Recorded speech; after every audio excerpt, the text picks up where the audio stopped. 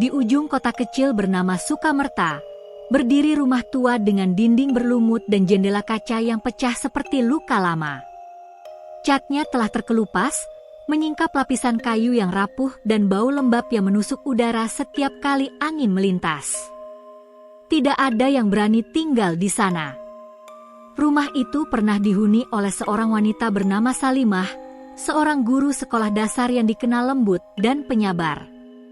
Namun 20 tahun lalu, ia ditemukan tergantung di loteng dengan tubuh membiru dan mata terbuka menatap kosong ke arah langit-langit.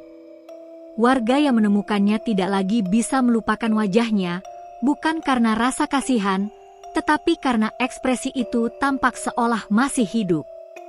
Sejak hari itu, rumah itu tidak pernah tenang. Di malam-malam tertentu, kursi goyang di ruang tamu berayun sendiri. Kadang, bayangan samar tampak melintas di jendela atas, dan setiap kali ada yang mencoba mendekat, udara di sekitar rumah menjadi lebih dingin dari biasanya, seolah rumah itu menolak siapapun yang datang.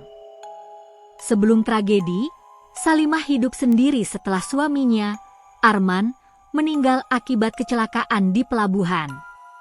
Namun beberapa tetangga sering mendengar dua suara dari dalam rumah, seolah ia tidak benar-benar sendirian. Ada malam-malam di mana ia tampak berdiri di depan jendela, menatap gelap, lalu berbicara pelan ke arah kosong. Seiring waktu, pandangannya mulai kosong, matanya memerah, dan langkahnya semakin lambat. Di sekolah, ia sering termenung di depan papan tulis, mencoret-coret nama yang sama berulang kali hingga kapurnya habis. Pada hari-hari terakhirnya, ia menulis sesuatu di dinding loteng, tepat di bawah balok tempat ia tergantung. Dia tidak membiarkanku pergi. Beberapa tahun setelah kematiannya, rumor mulai beredar bahwa Arman sebenarnya tidak pernah benar-benar mati. Ada yang mengatakan bahwa ia pulang diam-diam pada malam sebelum Salimah ditemukan, dan pertengkaran terjadi. Tak ada bukti yang pernah ditemukan, hanya bisik-bisik dan ketakutan yang perlahan berubah menjadi legenda. 20 tahun kemudian, rumah itu menarik perhatian sekelompok pembuat konten horor. 4 orang datang membawa kamera, lampu, dan semangat untuk mencari sensasi. Mereka menembus peringatan warga dan memasuki rumah pada senja yang lembab dan suram. Begitu pintu kayu dibuka, udara dingin menyambut mereka dengan aroma logam berkarat dan debu tua. Lantai kayu berderit pelan setiap kali mereka melangkah, seperti bisikan yang menandai kehadiran sesuatu yang tertidur di bawah papan lantai. Di ruang tamu, foto hitam putih Salimah masih tergantung di dinding. Wajahnya tampak berubah-ubah dalam pantulan kamera, seolah tersenyum samar dalam satu sudut dan menangis dalam sudut lain. Kursi goyang di bawah foto itu berayun perlahan, meski udara diam sepenuhnya. Tak satu pun dari mereka yang berani menyentuhnya. Mereka naik ke loteng untuk menyiapkan perekaman utama. Di sana, tali gantung tua masih tergantung di tempat yang sama. Ujungnya berayun lembut seolah baru saja disentuh oleh tangan tak terlihat. Salah satu dari mereka menyentuhnya, dan dalam hitungan detik, tali itu bergetar sendiri tanpa ada yang memegang. Suara lirih menyerupai napas panjang terdengar dari kegelapan di atas balok kayu, namun tak satu pun berani menatap ke arah sumbernya. Menjelang tengah malam, suhu di dalam rumah menurun drastis. Kamera mereka merekam kilatan-kilatan samar yang bergerak cepat melewati layar. Di bawah, kursi goyang berderi perlahan dalam irama yang tidak teratur. Pintu dapur terbuka sendiri, dan di lantai tampak bekas langkah kecil yang meninggalkan noda gelap seperti darah yang sudah mengering. Salah satu dari mereka menghilang tanpa suara. Hanya senter yang tergeletak di lantai, masih menyala, menyorot dinding yang kini memiliki tulisan baru. Tulisan itu tampak seperti coretan jari yang berlumur cairan merah.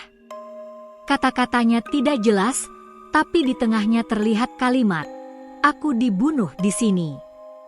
Tak lama kemudian, suara napas berat terdengar dari arah tangga.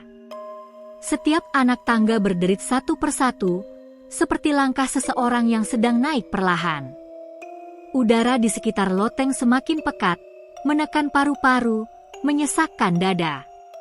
Tali gantung mulai berayun cepat, dan dari bayangannya, tampak siluet tubuh yang tergantung membentuk sosok samar dengan rambut panjang menjuntai menutupi wajah. Kamera yang masih merekam memperlihatkan bahwa bayangan itu bukan satu, melainkan dua. Di belakang sosok tergantung itu, ada siluet lain, lebih tinggi, lebih gelap, berdiri diam dengan kepala menunduk tepat di belakangnya. Ketika matahari terbit, rumah itu kembali sepi. Pintu depan terbuka sedikit, dan hanya satu orang yang keluar. Tubuhnya gemetar, matanya kosong, dan langkahnya terseret menuju jalan raya tanpa tujuan. Polisi menemukannya beberapa jam kemudian, kedinginan, dan tak mampu berbicara. Di dalam rumah, petugas menemukan 3 kamera. Semua berisi rekaman yang sama, tali gantung yang berayun, suara kursi goyang, dan bisikan panjang yang nyaris tak terdengar, seperti seseorang yang memohon untuk dibebaskan. Di loteng, tepat di dinding tempat tulisan lama Salimah pernah berada, kini muncul tulisan baru. Warnanya merah segar, seperti baru saja dibuat.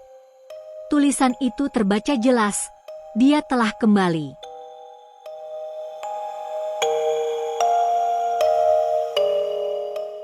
Beberapa hari setelah kejadian itu, warga menemukan catatan tua yang pernah disimpan oleh kepala desa.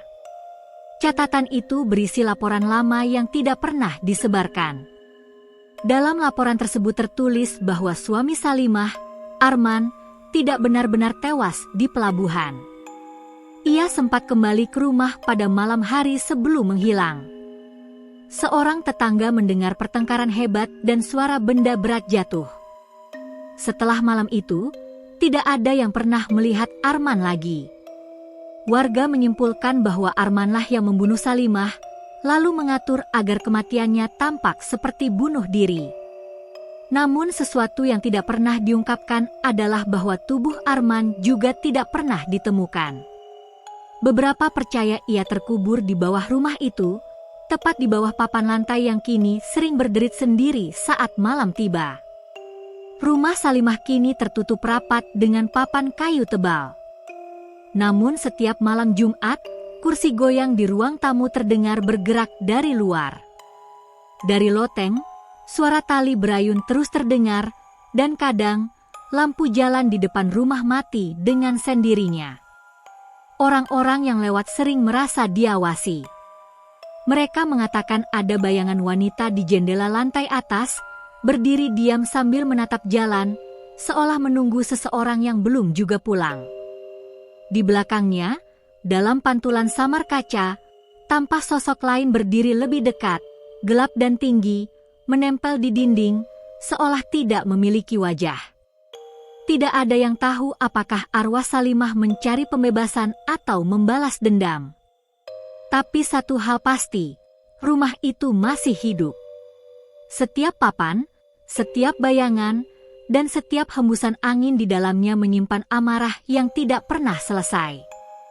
Dan bagi siapapun yang berani melangkah masuk, rumah itu akan selalu mengingat mereka.